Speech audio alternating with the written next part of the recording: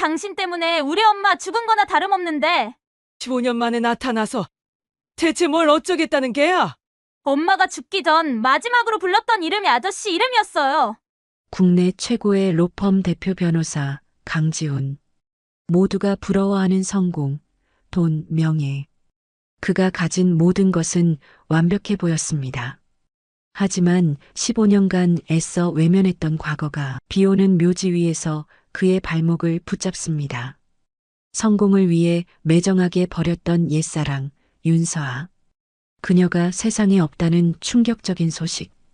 그리고 자신을 꼭 닮은 14살 딸이 있었다는 믿을 수 없는 진실. 차가운 반지하에서 힘겹게 살아온 딸과 할머니. 그리고 엄마가 죽기 전까지 품에 안고 있었던 낡은 일기장. 그 속에 담긴 15년의 고통과 눈물, 그리고 단 한 사람을 향한 지독한 그리움. 자신이 버린 사랑의 대가로 쌓아 올린 성공의 탑. 이제 그는 모든 것을 무너뜨릴 거대한 진실과 마주해야만 합니다. 과연 이 남자는 자신의 모든 것을 버리고 15년 만에 나타난 딸에게 진짜 아빠가 되어줄 수 있을까요? 오늘의 이야기 시작합니다. 그 전에 잠깐 구독과 좋아요 눌러주시면 큰 힘이 됩니다. 가을을 재촉하는 비가 추적추적 내리는 어느 늦은 오후였습니다.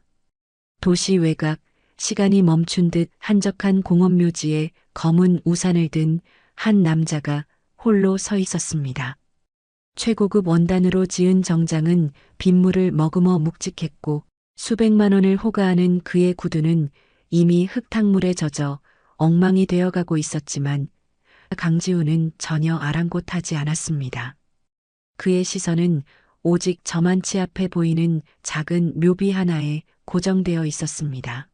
한 걸음 한 걸음 내디딜 때마다 심장이 발밑으로 곤두박질 치는 기분이었습니다. 지난 15년간 애써 외면하고 도망쳐왔던 과거가 바로 저 차가운 돌덩이 아래에 잠들어 있었습니다. 그때였습니다. 우리 엄마 무덤에 왜 왔어요? 앳되지만 칼날처럼 날카로운 목소리가 빗소리를 뚫고 선명하게 들려왔습니다. 강지훈이 흠칫 놀라 천천히 고개를 들자 교복을 입은 한 소녀가 묘비 앞에 서 있었습니다.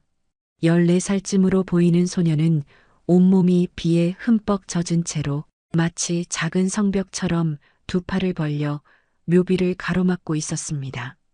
세상에서 가장 소중한 것을 지키려는 어미 새처럼 필사적인 모습이었습니다. 소녀의 두 눈에는 금방이라도 터져나올 듯 눈물이 가득했지만 눈빛만큼은 얼음장처럼 차갑고 날카로웠습니다.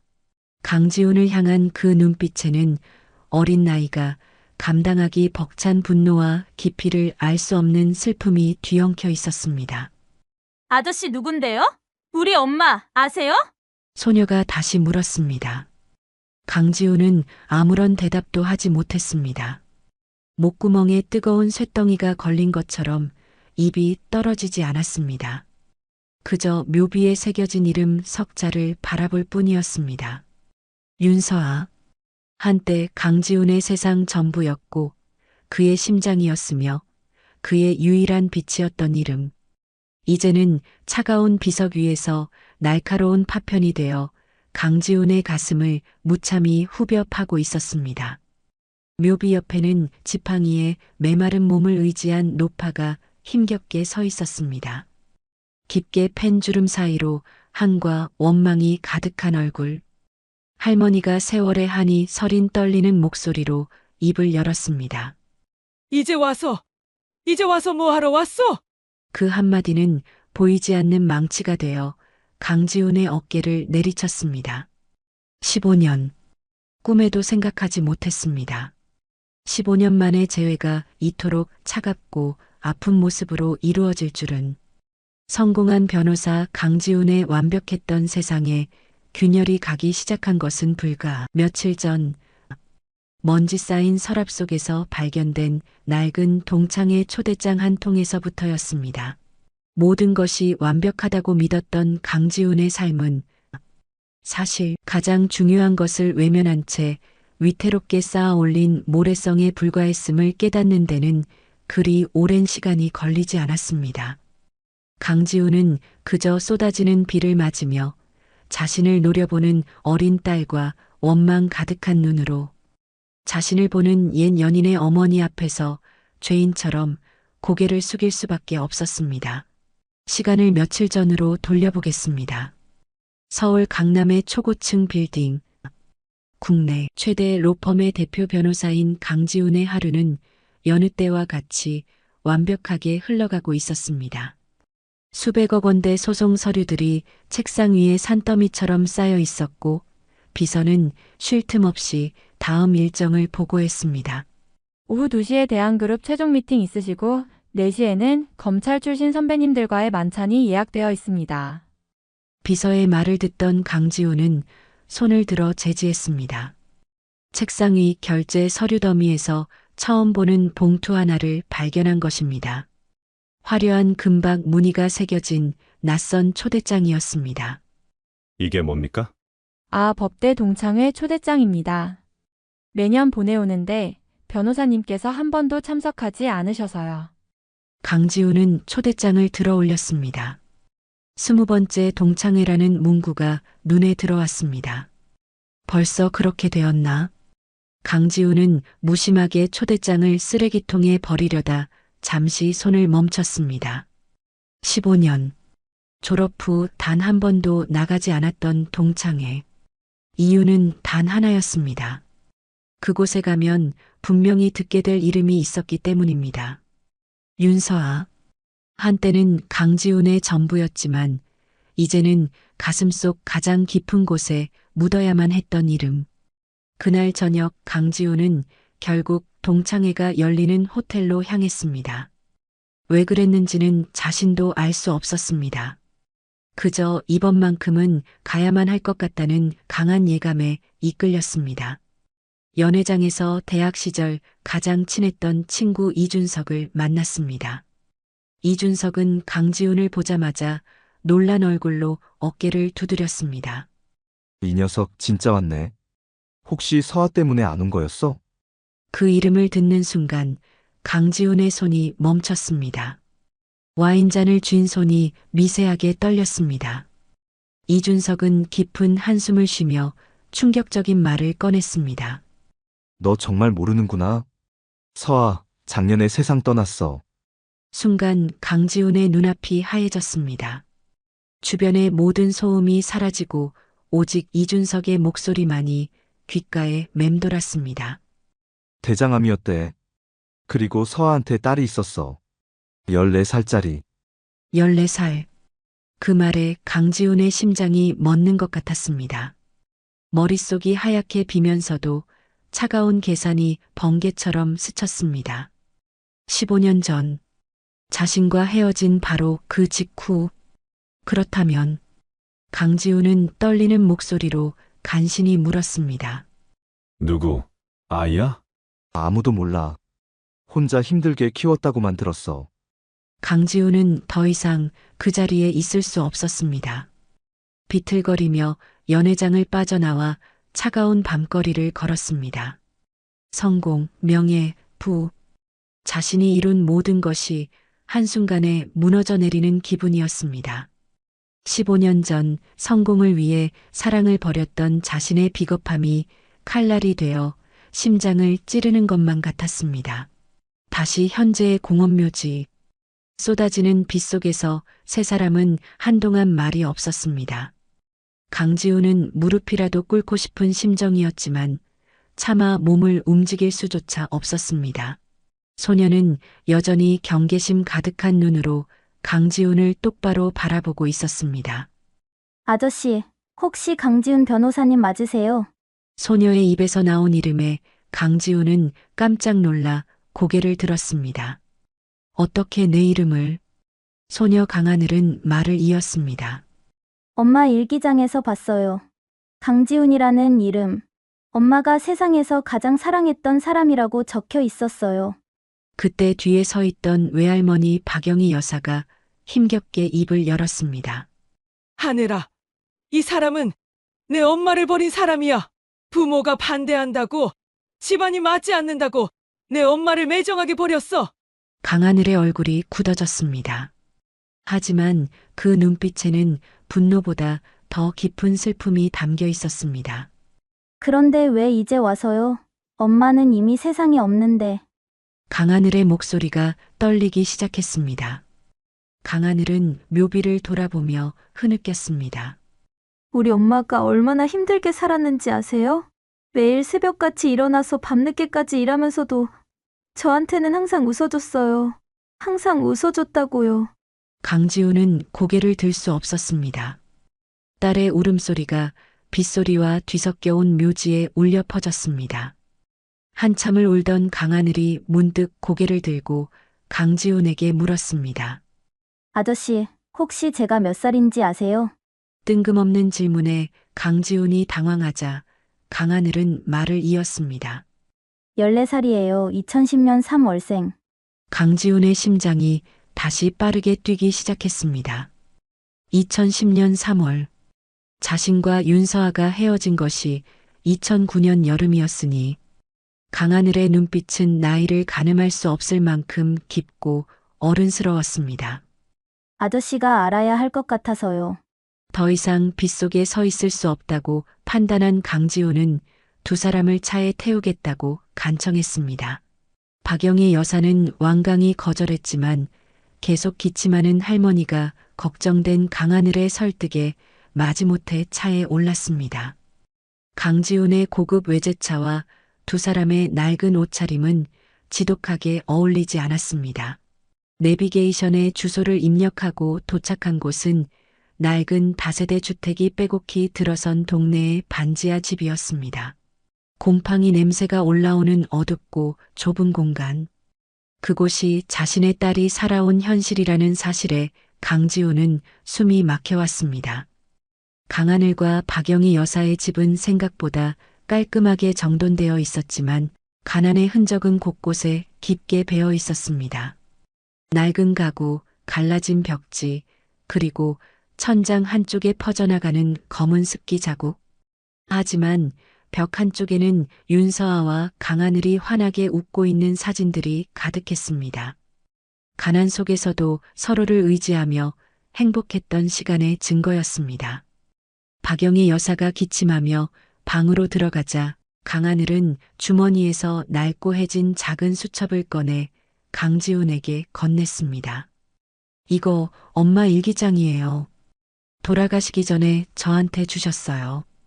강지훈은 떨리는 손으로 수첩을 받았습니다.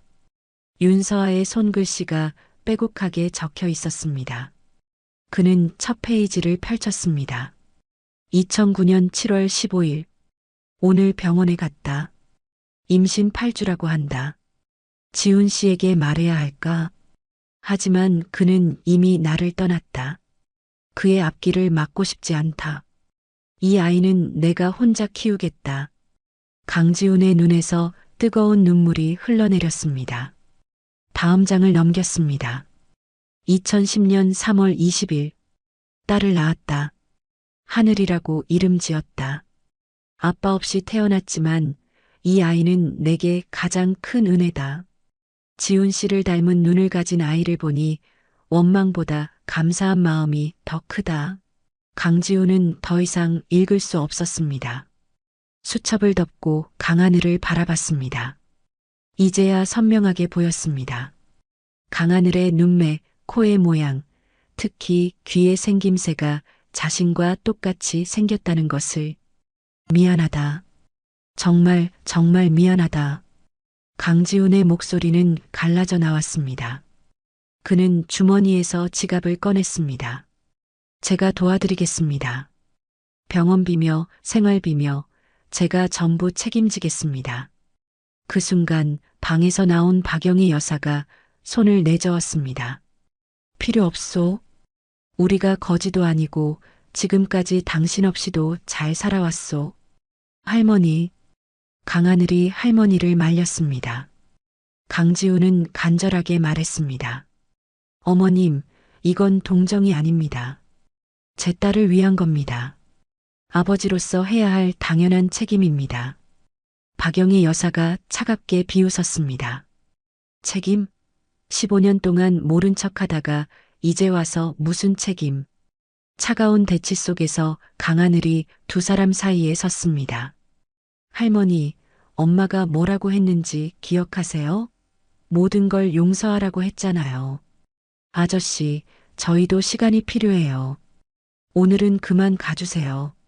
강지우는 명함을 테이블 위에 올려놓았습니다. 이것이 자신이 버린 사랑과 외면했던 책임의 무게라는 것을 깨달으며 무거운 발걸음을 돌릴 수밖에 없었습니다.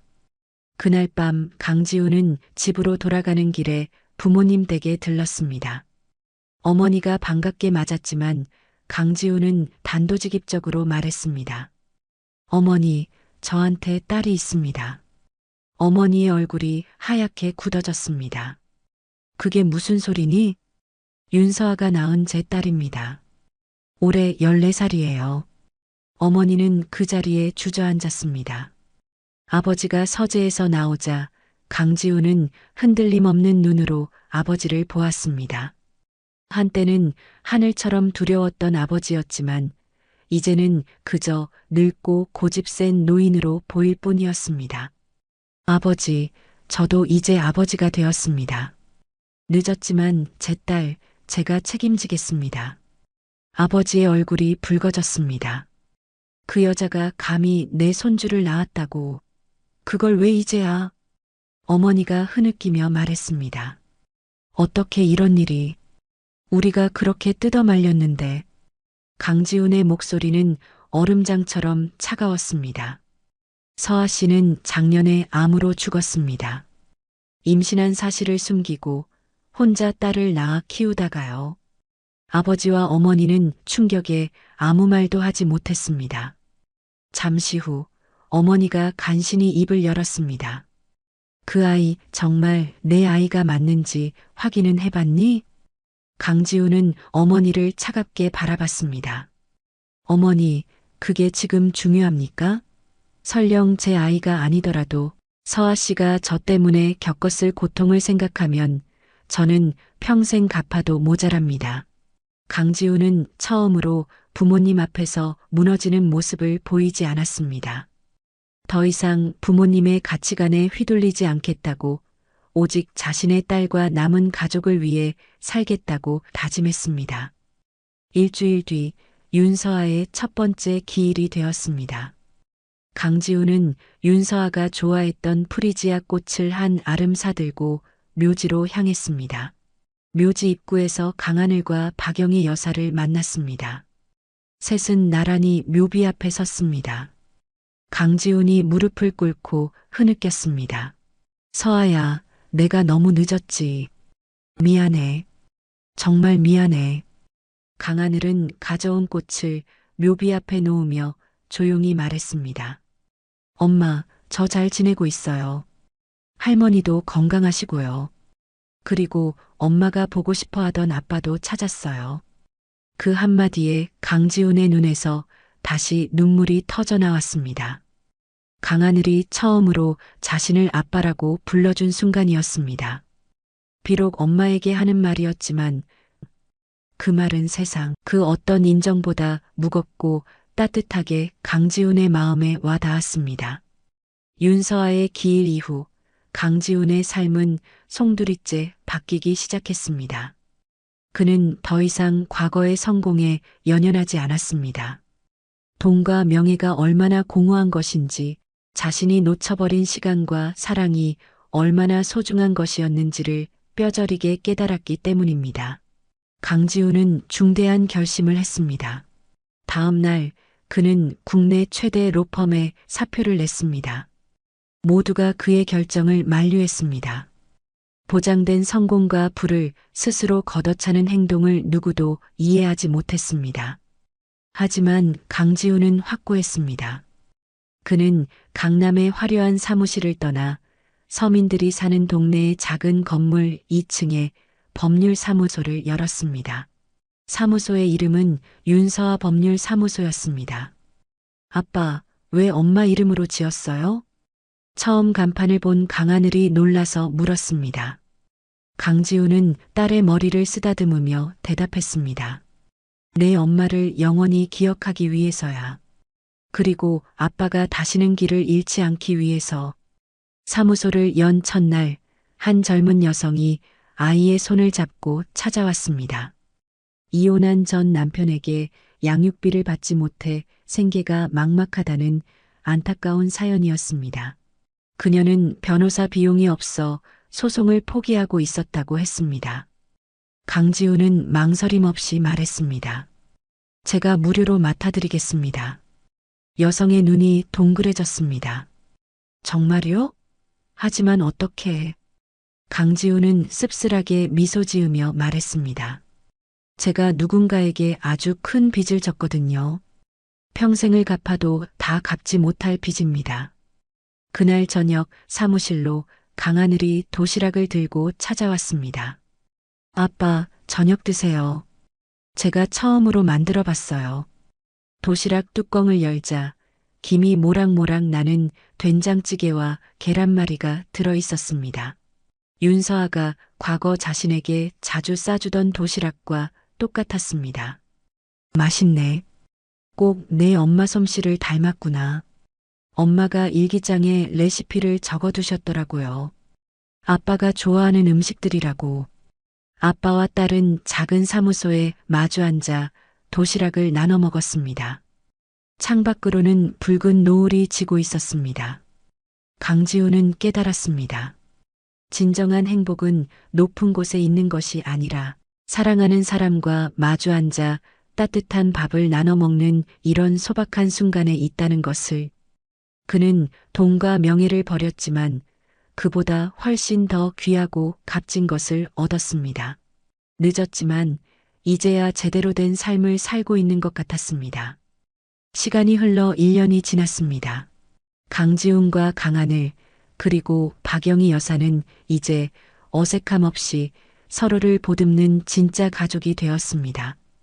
강지훈은 윤서아 법률사무소를 통해 법의 보호를 받지 못하는 어려운 사람들을 돕는 변호사로 자리 잡았습니다. 수입은 예전의 10분의 1도 되지 않았지만 그의 마음은 그 어느 때보다 충만했습니다. 가장 큰 변화는 강지훈의 부모님에게서 시작되었습니다. 처음에는 아들의 선택을 이해하지 못하고 분노했던 부모님은 시간이 지나면서 조금씩 마음의 문을 열기 시작했습니다. 특히 손녀 강하늘을 향한 애정은 그 무엇으로도 막을 수 없었습니다. 어느 주말 강지훈은 용기를 내어 박영희 여사와 강하늘을 부모님 댁으로 초대했습니다. 처음에는 어색한 침묵이 흘렀습니다. 평생을 다른 세상에서 살아온 두 가족이 한 공간에 있다는 것 자체가 기적 같은 일이었습니다. 사부인, 그동안 고생 많으셨습니다. 저희가 다 죄인입니다. 강지훈의 아버지가 먼저 고개를 숙였습니다. 박영희 여사는 잠시 아버지를 바라보다가 말없이 고개를 끄덕였습니다. 그 모습을 지켜보던 강지훈의 어머니가 조심스럽게 박영희 여사의 손을 잡았습니다. 제가 하늘이 엄마한테, 서아한테 너무 큰 죄를 지었습니다. 이제라도 저희가 할 수 있는 게 있다면 뭐든 하고 싶습니다. 어머니의 눈에는 진심 어린 눈물이 고여 있었습니다. 어색했던 분위기를 깬 것은 강하늘이었습니다. 할아버지, 아빠 어렸을 때 어땠어요? 공부만 하는 범생이었죠? 강하늘의 천진한 질문에 아버지가 웃음을 터뜨렸습니다. 이 녀석이 말이야, 어렸을 때부터 고집이 보통이 아니었지. 어색했던 식사 자리는 어느새 화기애애한 웃음소리로 가득 찼습니다. 강지훈은 문득 윤서아를 떠올렸습니다. 만약 윤서아가 살아있었다면 이 모습을 얼마나 보고 싶어 했을까. 서로를 미워하고 원망했던 사람들이 강하늘이라는 존재를 통해 하나의 가족으로 재탄생하는 순간이었습니다. 식사를 마치고 돌아오는 길, 강지훈의 어머니는 몰래 강하늘의 손에 용돈이 든 봉투를 쥐어주며 말했습니다. 하늘아, 할머니가 정말 미안하고 사랑한다. 강하늘은 그저 환하게 웃었습니다. 용서와 화해는 거창한 것이 아니었습니다. 그저 서로의 손을 잡아주고 따뜻한 밥 한 끼를 나누며 서로의 상처를 이해하려는 작은 노력에서부터 시작되는 것이었습니다. 윤서아의 두 번째 기일. 이번에는 온 가족이 함께 묘지를 찾았습니다. 강지훈의 부모님과 박영희 여사, 그리고 이제는 제법 숙녀티가 나는 고등학생 강하늘까지. 모두의 얼굴에는 지난 해와 같은 슬픔 대신 잔잔하고 따뜻한 평화가 깃들어 있었습니다. 강지훈이 묘비 앞에 서서 나지막이 말했습니다. 서아야, 우리 모두 잘 지내고 있어. 하늘이는 내가 자랑스러워할 만큼 멋지게 잘 자라고 있고, 어머님도 건강하시고, 우리 부모님도 이제는 진짜 하늘이 할머니, 할아버지가 되었어. 강하늘이 묘비에 직접 쓴 편지를 올려놓았습니다. 엄마, 나 이번에 전교 1등 했어. 그리고 나도 아빠처럼 변호사가 될 거야. 하지만 아빠와는 조금 다른 변호사. 엄마처럼 어렵고 힘든 사람들의 편에 서는 변호사가 될게. 엄마가 하늘에서 지켜봐 줄 거지? 강지훈의 어머니가 묘비 앞에 무릎을 꿇었습니다. 아가, 미안하다. 정말 미안해. 내가 그때 너희를 반대하지만 않았더라면 너도 우리 며느리가 되어서 행복하게 살았을 텐데. 박영희 여사가 그런 사돈의 어깨를 조용히 토닥였습니다. 이제 그만하세요, 사부인. 우리 서아도 하늘에서 다 용서했을 겁니다. 따스한 봄 햇살이 묘비를 환하게 비쳤습니다. 마치 윤서아가 하늘에서 미소 짓는 것 같았습니다. 집으로 돌아오는 차 안에서 강하늘이 말했습니다. 아빠, 오늘 학교에서 진로 상담했는데 담임 선생님이 아빠 칭찬 많이 하셨어. 훌륭한 분이라고. 강지훈은 부끄러우면서도 자랑스러웠습니다. 자신이 잃어버렸던 초심을 이제는 딸이 이어가고 있었습니다. 그는 비로소 깨달았습니다. 진짜 품격이란 높은 지위나 막대한 재산에서 나오는 것이 아니라는 것을. 그것은 사람을 향한 진정한 존중과 어떤 상황에서도 소중한 사람을 지켜주려는 사랑에서 비롯된다는 사실을 말입니다. 늦었다고 생각했을 때가 가장 빠른 시작일 수 있다는 평범한 진리처럼 강지훈의 삶은 15년이라는 시간을 돌고 돌아 이제야 제자리를 찾았습니다. 비록 윤서아는 곁에 없지만 그녀가 남긴 사랑의 증거인 딸 강하늘을 통해, 그리고 남겨진 사람들의 용서와 화해를 통해 그녀의 사랑은 영원히 계속될 것입니다. 더 큰 사랑의 형태로 새로운 가족의 이야기 속에서 영원히 살아 숨 쉴 것입니다. 오늘도 귀한 시간 내어 끝까지 시청해주신 구독자 여러분 진심으로 감사드립니다. 오늘의 이야기가 마음을 울렸다면 구독과 좋아요, 댓글 부탁드립니다. 청소하시는 분인 줄 알았네요. 신부 집안이 영별 볼 일 없나 보네. 우리 진우가 아깝지? 우리 집안 체면이라는 게 있는데 저쪽 뒷자리로 좀 옮겨주시겠어요? 오늘 하루만은 제발 조용히 좀 계세요. 괜한 소란 피우지 마시고요. 화려하기 그지없는 예식장 안 모든 것이 금빛으로 반짝이는 공간에서 한마디 말이 비수처럼 날아와 꽂혔습니다. 구석진 자리에 홀로 앉아있던 하늘색 한복 차림의 여인, 박지숙은 그저 묵묵히 고개를 끄덕였습니다. 아무런 표정 변화도 감정의 동요도 없어 보였지만 그 순간 박지숙의 눈빛에는 얼음장처럼 차가운 무언가가 아주 잠깐 번뜩였습니다. 오늘을 위해 모든 것을 참고 또 참아왔습니다. 시댁이 될 사람들은 전혀 알지 못했습니다. 자신들이 지금 누구의 심기를 건드리고 있는지, 그리고 그 대가가 얼마나 혹독할지를 말입니다. 겉보기엔 그저 초라한 신부의 어머니일 뿐인 박지숙의 진짜 정체는 무엇일까요? 그리고 이 화려한 결혼식 뒤편에서는 어떤 거대한 반전이 도사리고 있을까요? 지금부터 펼쳐질 이야기는 여러분의 상상을 아득히 뛰어넘을 것입니다. 오늘의 이야기 시작합니다. 그 전에 잠깐 구독과 좋아요 눌러주시면 큰 힘이 됩니다. 서울 중심부에 위치한 최고급 호텔 예식장. 거대한 수정 샹들리에가 눈부신 빛을 쏟아내고 값비싼 꽃장식은 숨막히는 향기를 내뿜고 있었습니다. 최고급 양복과 드레스, 한복을 차려입은 하객들은 서로의 부와 지위를 과시하며 우아하게 담소를 나누었죠. 모든 것이 완벽하게 조화로운 이 공간에서 유독 한 사람, 박지숙만이 이질적인 존재처럼 보였습니다. 48배 나이에도 단정하고 고요한 자세로 앉아 있었지만 주변의 그 누구도 박지숙에게 관심을 주지 않았습니다. 오히려 노골적인 무시와 경멸의 시선만이 가끔씩 스쳐갈 뿐이었죠. 신랑 측 하객 중 한 명이 박지숙을 위아래로 훑어보며 옆 사람에게 경멸적으로 속삭였습니다. 저분이 신부 어머니라고? 나는 또 어디 허드렛일 하시는 분이 잘못 들어온 줄 알았네. 그 말을 들은 다른 하객들도 경박한 웃음을 터뜨리며 박지숙을 구경거리처럼 쳐다봤습니다. 박지숙은 들리는 듯, 들리지 않는 듯 미동도 없이 앉아 있었지만 무릎 위에 놓인 낡은 가죽 가방을 쥔 손에 자신도 모르게 힘이 들어갔습니다. 바로 그때 온갖 금붙이로 화려하게 치장한 신랑의 어머니 김미경이 등장했습니다.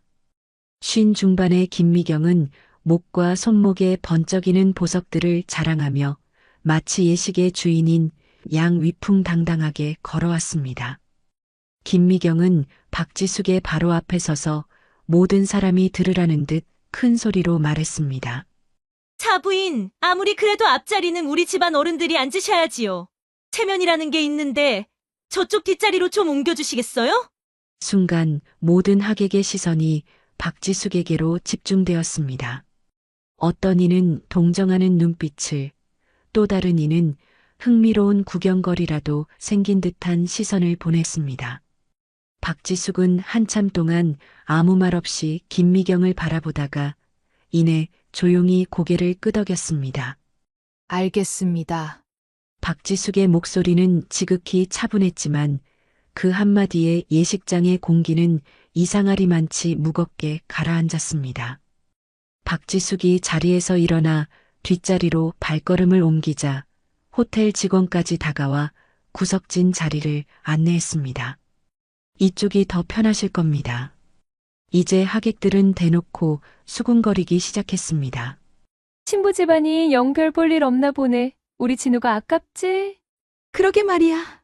저런 집안이랑 사돈을 맺다니. 신부 대기실에서 이 모든 상황을 전해들은 딸 이수아의 마음은 무겁게 내려앉았습니다. 순백의 드레스를 입고 있었지만 거울에 비친 얼굴에서는 행복한 신부의 미소를 찾을 수 없었습니다. 엄마가 저렇게까지 무시당하는 모습을 보니 심장이 아팠습니다. 하지만 그 시각 박지숙의 표정에는 누구도 눈치채지 못할 미세한 변화가 일어나고 있었습니다. 겉으로는 여전히 평온해 보였지만 그 눈빛은 점점 더 차갑고 날카로워지고 있었습니다. 마치 결전의 순간을 앞둔 장수처럼 말이죠. 박지숙은 가방에 손을 넣어 차가운 무언가의 감촉을 확인했습니다. 하객들은 여전히 박지숙을 무시하며 떠들어댔지만 박지숙만은 알고 있었습니다. 곧 이 모든 상황이, 이 오만하고 무례한 모든 것이 완전히 뒤바뀔 것이라는 사실을 말입니다. 신부 대기실은 화려한 꽃과 축하 인사로 가득했습니다. 거대한 거울 앞에 앉은 이수아는 눈부신 순백의 드레스를 입고 있었지만 마음은 전혀 순수하지 못했습니다. 복잡하고 무거운 감정들이 뒤엉켜 머릿속을 헤집고 있었거든요. 마지막 화장을 손봐주던 분장사가 감탄하며 말했습니다. 정말 아름다우세요, 신부님. 완벽합니다. 이수아는 억지로 입꼬리를 올려 미소를 지으며 고맙다고 인사했지만 거울에 비친 자신의 눈동자는 불안하게 흔들리고 있었습니다. 며칠 전부터 계속된 시댁 식구들의 오만한 태도, 특히 엄마를 대하는 무례한 방식이 계속해서 마음에 걸렸습니다. 엄마, 괜찮으실까? 이수아는 작은 목소리로 혼잣말을 내뱉었습니다. 친구들이 화사한 꽃다발을 들고 들어와 축하한다며 환하게 웃었지만 이수아는 진심으로 기뻐할 수가 없었습니다. 창밖을 보니 예식장에서 들려오는 웅성거리는 소리가 점점 커지고 있었습니다. 하객들이 자리를 잡고 앉고 있겠지요. 그 속에서 엄마는 지금 어떤 기분일까요? 혹시 또 누군가에게 씻을 수 없는 모욕을 당하고 있는 건 아닐까요? 이수아는 며칠 전 시댁에서 있었던 일을 떠올렸습니다. 시어머니가 될 김미경이 어머니는 혼자 오시나? 아버님은 안 계시고? 라고 물었을 때 이수아가 돌아가셨습니다. 라고 답하자 김미경의 표정이 미묘하게 변했던 것을 똑똑히 기억합니다. 어머, 그러셨구나. 그럼 혼자 몸으로 힘드셨겠네. 말은 동정하는 듯 했지만 그 속에 담긴 가시 돋친 의미는 너무나도 선명했습니다. 가난하고 의지할 곳 없는 여자라는 낙인, 그 잔인한 편견이 묻어 있었거든요. 이수아는 드레스에 값비싼 장식을 만지작거리며 깊은 한숨을 내쉬었습니다. 이 결혼이 정말 옳은 선택이었을까요? 사랑보다는 안정을 택한 것이었는데 그 안정이라는 것이 엄마의 자존심을 희생시키는 대가라면 과연 무슨 의미가 있을까요? 분장사가 신부님, 표정이 좀 어두워 보여요. 가장 행복한 날인데 환하게 웃어보세요. 라고 말하자 이수아는 다시 한번 억지 미소를 지어 보였습니다. 밖에서 예식 진행을 알리는 음악 소리가 희미하게 들려왔습니다. 곧 이수아는 저 길을 걸어가야 합니다. 하지만 발걸음이 천근만근 무겁기만 합니다. 친구가 수아야, 긴장돼? 라고 묻자 이수아는 응, 조금. 이라고 겨우 대답했습니다. 하지만 이건 결혼을 앞둔 신부의 평범한 긴장이 아니었습니다. 무언가 아주 불길한 예감이 계속해서 마음을 짓누르고 있었거든요. 예식장 안내 방송이 들려왔습니다. 하객 여러분께서는 자리에 앉아주시길 바랍니다. 이수아는 창밖을 바라보며 엄마가 앉아있을 구석진 자리를 상상해 보았습니다. 그리고 가슴 한편이 시리게 저려왔습니다. 호텔 정문 앞에 범상치 않은 차량들이 소리 없이 도착했습니다. 군용 지휘 차량 2대와 검은색 대형 승용차 1대가 나란히 멈춰 섰고 그 안에서 각 잡힌 정복을 입은 군 관계자들이 내렸습니다. 그들은 굳게 닫힌 서류 가방을 손에 들고 망설임 없이 호텔 안으로 향했습니다. 입구에서 이들을 맞이한 호텔 지배인이 당황하며 물었습니다. 무슨 일이십니까? 군 관계자 중 가장 앞서 있던 이가 단호하게 답했습니다. 국방부 소속입니다. 공식 업무로 왔으니 협조 바랍니다. 호텔 지배인은 더 이상 아무것도 묻지 못하고 길을 터주었습니다. 군화 소리가 대리석 바닥에 울려 퍼지며 호텔 로비 전체에 팽팽한 긴장감이 감돌았습니다. 예식장 내부에서도 심상치 않은 기운을 감지한 호텔 경호원들이 서로 눈빛을 주고받았습니다. 무슨 일이지? 결혼식 중에 왜 국방부에서? 하객들 중 일부도 창밖을 보고 이상함을 느끼기 시작했습니다. 저 차들 뭐야? 군용차 아니야? 하지만 구석자리에 앉은 박지숙만은 달랐습니다. 박지숙은 고개를 들어 창문 너머의 차량들을 보고 그 눈빛에는 한치의 흔들림 없는 확신이 서려 있었습니다. 마치 이 모든 상황을 이미 알고 있었다는 듯이 말입니다. 하객들은 여전히 박지숙을 가난하고 볼품없는 신부의 어머니 정도로만 여기며 무시하고 있었습니다. 누군가는 저런 집안과 혼사를 맺다니 한 회장님도 참 이라고 혀를 찾고 또 다른 누군가는 신랑 쪽에서 양보를 많이 했겠지 라며 자기들 멋대로 평가했습니다. 하지만 그 순간 박지숙의 입꼬리에는 아주 희미한 미소가 스쳐 지나갔습니다. 지극히 차분하면서도 의미심장한 미소였죠. 군 관계자들이 호텔 안으로 완전히 들어서자 예식장의 분위기는 미묘하게 변하기 시작했습니다. 무언가 아주 큰일이 벌어질 것만 같은 예감이 공기 중에 무겁게 떠돌기 시작한 것입니다. 박지숙은 가방을 열어 안의 내용물을 다시 한번 확인했습니다. 하객들은 박지숙의 이런 행동조차 신경 쓰지 않았습니다. 하지만 가방 속에서 잘 다려진 군 정복의 일부가 살짝 드러나는 것을 아무도 눈치채지 못했습니다. 호텔 직원들 사이에서는 작은 소동이 일고 있었습니다. 갑자기 국방부라니 무슨 수사라도 나온 건가? 예식장 안의 긴장감은 점점 고조되었고 하객들도 서서히 이상한 분위기를 감지하기 시작했습니다. 하지만 정작 무엇 때문인지는 아무도 짐작조차 하지 못했습니다. 그때 예식장 스피커에서 결혼 행진곡의 전주가 장엄하게 울려 퍼지기 시작했습니다. 드디어 결혼식이 시작되는 순간이었습니다. 하지만 이 결혼식은 그 누구도 예상하지 못한 방향으로 아주 거칠게 흘러갈 것입니다. 신랑 대기실에서 한진우는 완벽하게 차려입은 예복 차림으로 거울 앞에 서 있었습니다. 32의 한진우는 겉보기에는 흠잡을 데 없는 신랑감처럼 보였지만 자세히 보면 그의 손이 초조하게 계속해서 넥타이를 만지작거리고 있었습니다. 친구들이 진우야, 진짜 멋지다. 라며 축하의 말을 건넸지만 한진우의 이마에는 식은 땀이 미세하게 맺혀 있었습니다. 예복은 완벽했고 머리 모양도 흠잡을 데 없었지만 그의 내면은 전혀 평온하지 않았거든요. 며칠 전 받은 한 통의 전화가 계속해서 머릿속을 떠나지 않았습니다.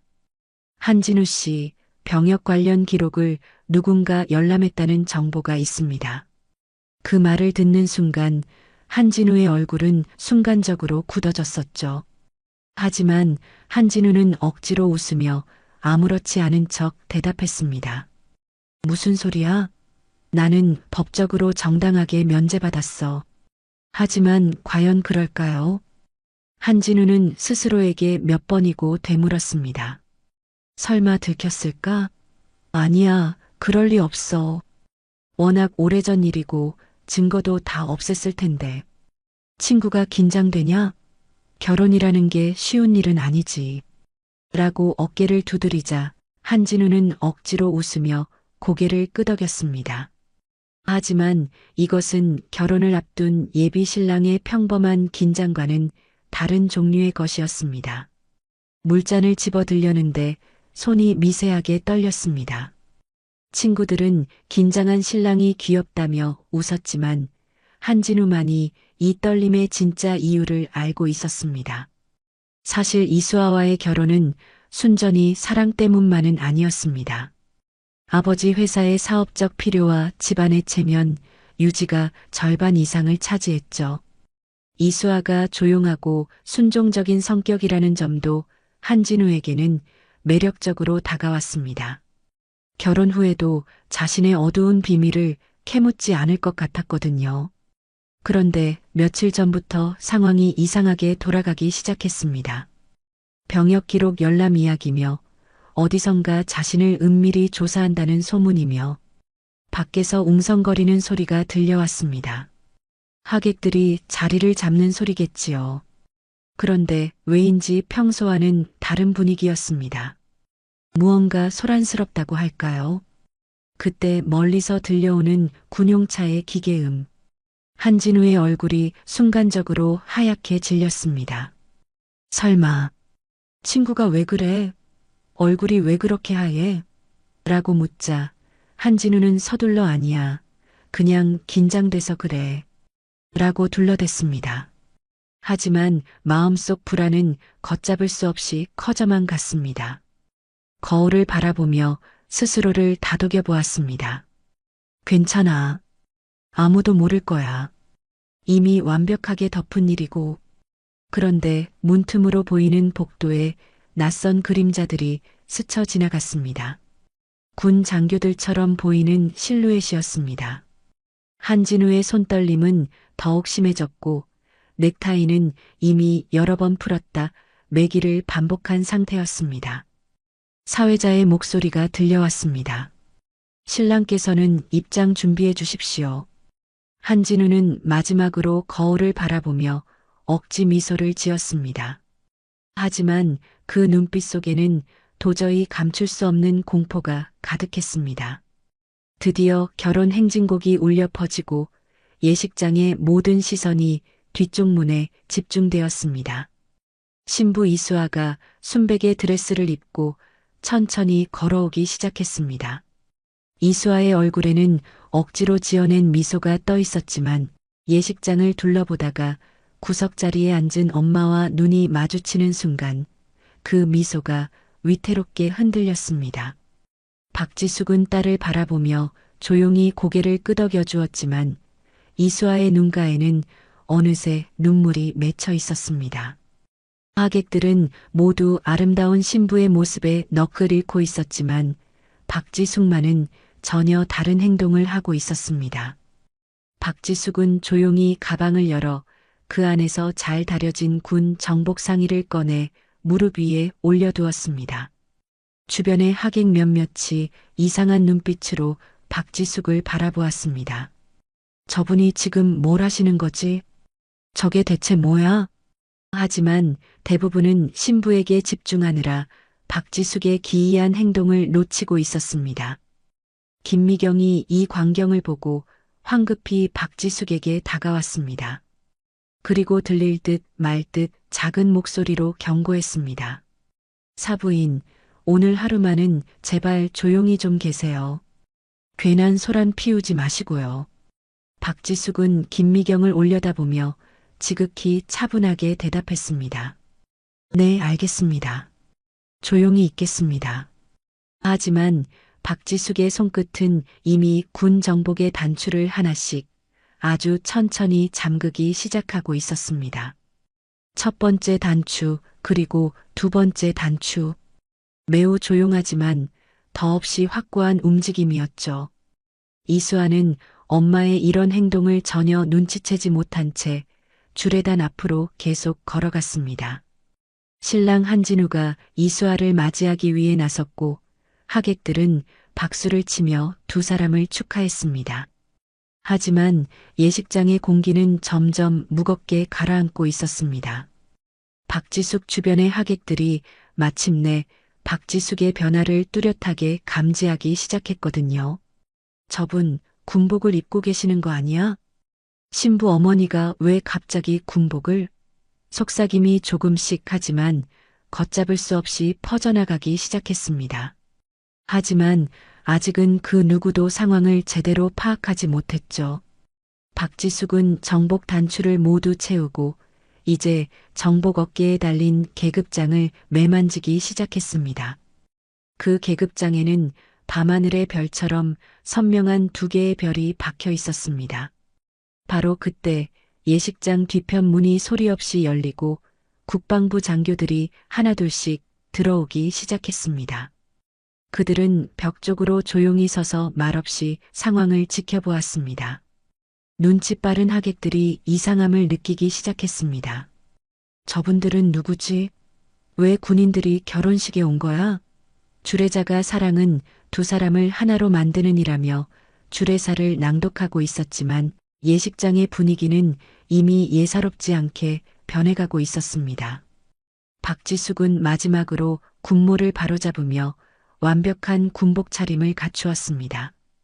그리고 천천히, 아주 천천히 자리에서 일어설 준비를 했습니다. 결혼 행진곡은 점차 잦아들고 이제 진짜 드라마가 시작될 순간이 다가오고 있었습니다. 주례자가 신랑 신부는 서로를 마주보고 서주시기 바랍니다.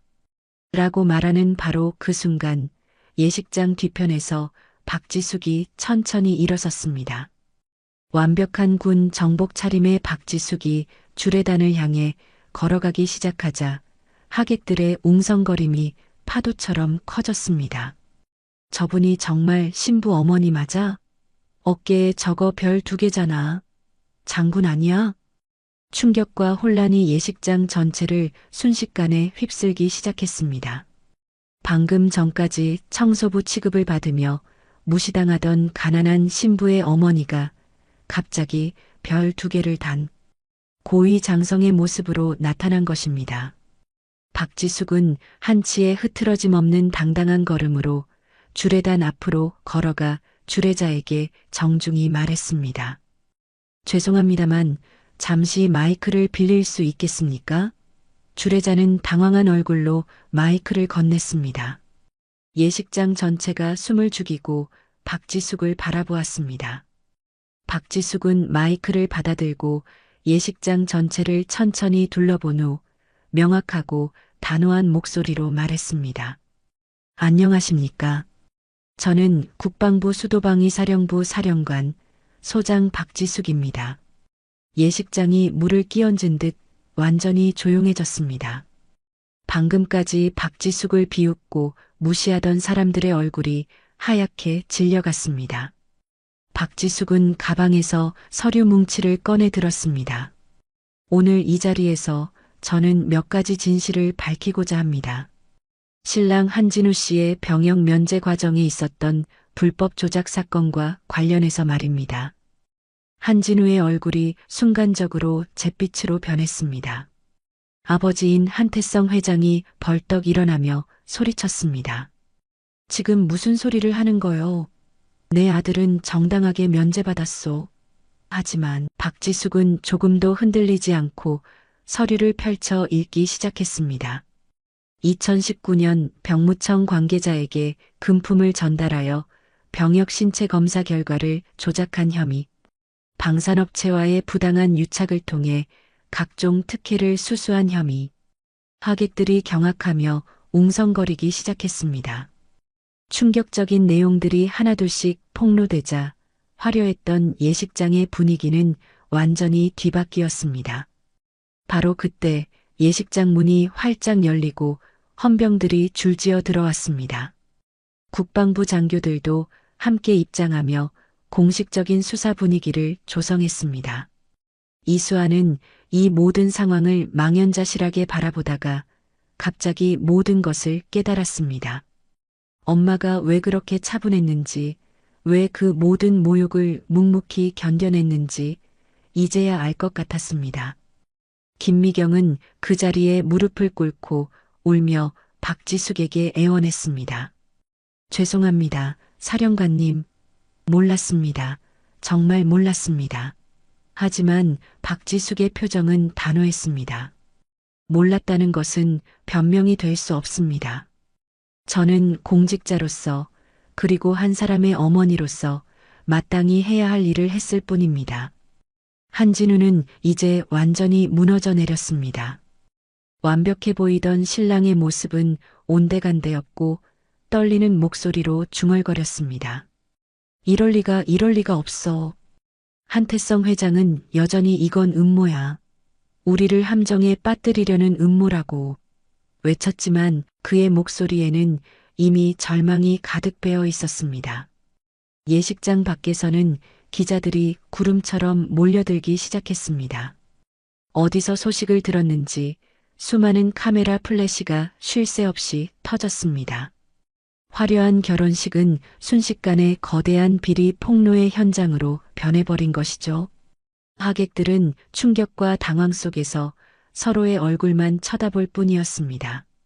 방금 전까지 자신들이 무시하고 경멸했던 그 초라한 여인이 나라를 지키는 사령관이었다니.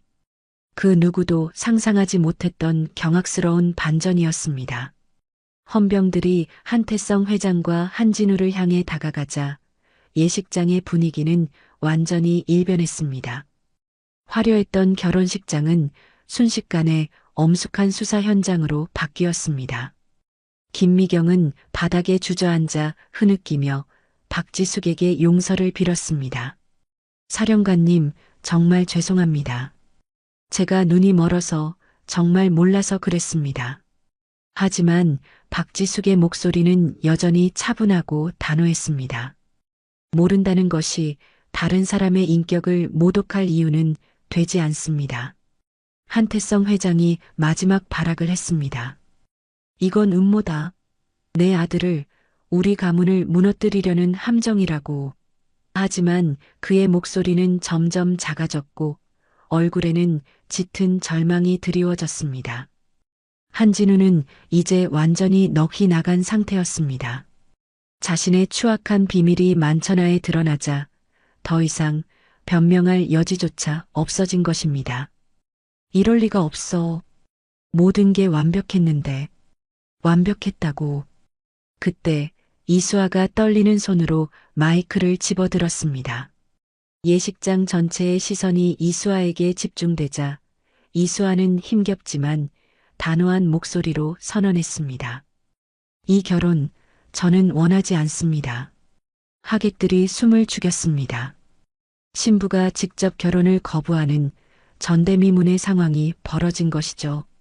이수아는 계속해서 말했습니다. 저는 거짓과 기만 위에 세워진 관계를 시작할 수 없습니다. 그리고 이수아의 목소리가 떨렸지만 더욱 확고해졌습니다. 제 어머니를 무시하고 모욕한 사람들과 가족이 될 수는 없습니다. 예식장 밖에서는 기자들의 플래시 세례가 멈추지 않았습니다. 이 역사적인 순간을 놓치지 않으려는 취재진들이 몰려들어 호텔 로비는 아수라장이 되고 있었습니다. 이수아는 웨딩드레스를 입은 채로 주례단에서 내려와 엄마에게로 달려갔습니다. 그리고 박지숙의 손을 꽉 잡으며 눈물을 흘렸습니다. 엄마, 정말 자랑스러워요. 저도 엄마처럼 용감한 사람이 되고 싶어요. 박지숙은 딸을 품에 안으며 부드럽게 말했습니다. 수아야, 너는 이미 충분히 용감해. 방금 너의 그 용기가 그 증거란다. 헌병들이 한태성 부자를 연행해 가는 동안 하객들은 이 모든 상황을 믿을 수 없다는 표정으로 지켜보았습니다. 방금 전까지 화려하고 우아했던 결혼식이 완전히 다른 방향으로 흘러가고 있었거든요. 그때 예식장 안에서 박수가 터져 나오기 시작했습니다. 처음에는 서너 명이 치던 박수가 점점 커져서 결국 예식장 전체가 우레와 같은 박수와 감탄사로 가득 찼습니다. 대단하다. 정말 멋있어. 이제 사람들은 박지숙을 존경과 감탄의 눈빛으로 바라보았습니다. 그리고 이수아의 용기 있는 결단에도 아낌없는 박수를 보냈습니다. 정의가 승리한 순간이었습니다. 예식장을 나온 박지숙과 이수아는 호텔 앞에서 쏟아지는 플래시 세례를 받으며 기자들 앞에 섰습니다.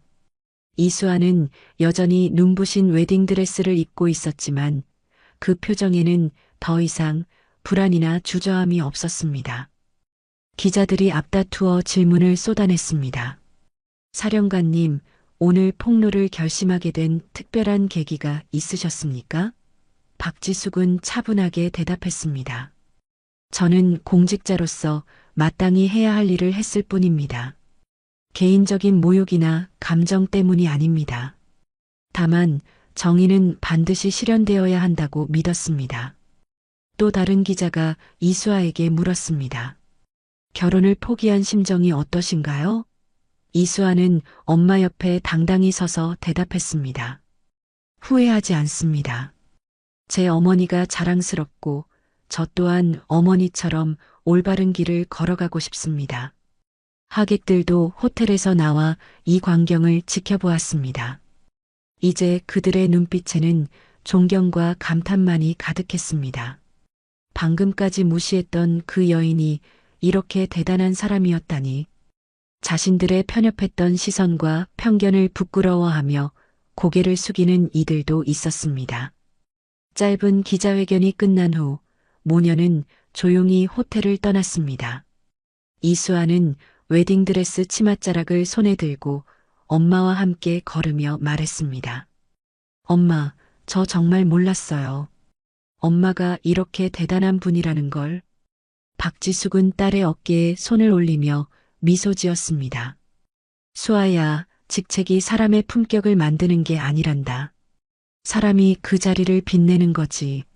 너는 이미 충분히 훌륭하고 품격 있는 사람이야. 일주일 후 한적한 카페에서 모녀가 마주 앉아 있었습니다. 이수아는 편안한 평상복 차림이었지만 그 얼굴에는 일주일 전보다 훨씬 밝고 생기 있는 표정이 떠 있었습니다. 엄마, 저 시청 정책기획팀에 합격했어요. 이제 정말 새로 시작하는 기분이에요. 박지숙이 환하게 웃으며 답했습니다. 정말 잘 됐구나, 우리 딸. 너는 이미 용감한 사람이야. 그 용기로 너의 새로운 길을 멋지게 만들어 가렴. 두 사람은 커피잔을 들어 가볍게 부딪혔습니다. 우리의 새로운 시작을 위하여. 창밖으로는 눈부시게 푸른 하늘이 펼쳐져 있었고 모녀의 눈빛에는 확신과 희망이 가득했습니다. 그들에게는 이제 서로가 있었고 그것만으로도 세상의 어떤 어려움이든 이겨낼 수 있을 것 같았습니다. 진짜 품격은 화려한 옷이나 높은 지위가 아니라 어떠한 상황에서도 자신을 잃지 않는 당당함과 사람을 향한 존중에서 나온다는 것을 두 사람은 알고 있었습니다. 그리고 서로를 지켜주는 사랑이야말로 세상에서 가장 강한 힘이라는 것도 말입니다. 카페 안 텔레비전에서는 뉴스가 흘러나오고 있었습니다. 방위산업 비리 사건, 전면 수사 확대, 국방부, 투명한 조사 의지 1000명. 박지숙과 이수아는 뉴스를 보며 조용히 미소 지었습니다. 정의는 승리했고 그들의 새로운 인생도 이제 막 시작되었습니다. 오늘도 귀한 시간 내어 끝까지 시청해주신 구독자 여러분 진심으로 감사드립니다. 오늘의 이야기가 마음을 울렸다면 구독과 좋아요, 댓글 부탁드립니다.